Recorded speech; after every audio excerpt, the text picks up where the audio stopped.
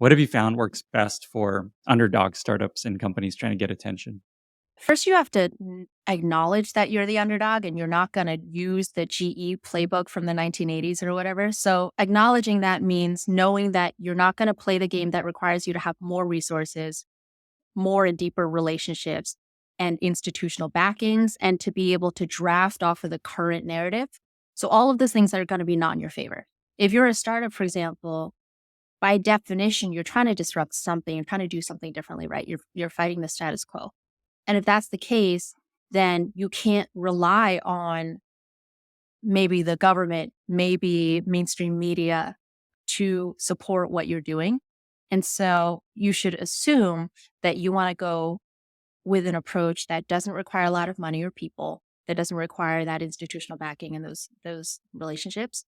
That means building your own distribution, which you can do starting from day one. You can start doing that before you even have the company.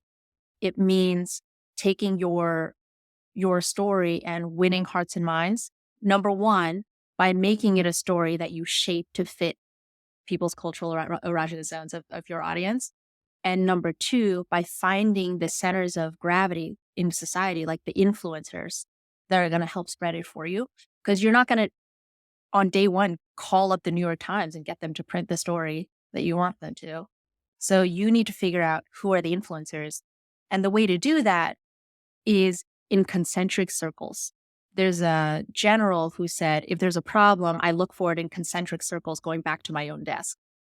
If you want to spread something, you go out in concentric circles starting from your own desk. So you need to get first really clear with yourself about what your message is and just get really crisp with it.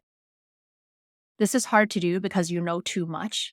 So out of the 1,000 facts in your head, you're going to have to pick just between 1 and 3. And then the next circle is going to be your co-founders, your executives, your employees. You go to your investors, you go to your power users, and you go out from there. And it has to be in that sequence. But once you get the sequence right and you identify who the people are and you know who your audience is, and then you're able to home in on what their cultural erogenous zones are, then you're able to craft the message, have the delivery mechanisms, and then know your target. And then you're off. But you just need to do that exercise up front so you don't have a lot of wasted motion. Thanks for listening. You can find the full episode on YouTube or head on over to lennyspodcast.com.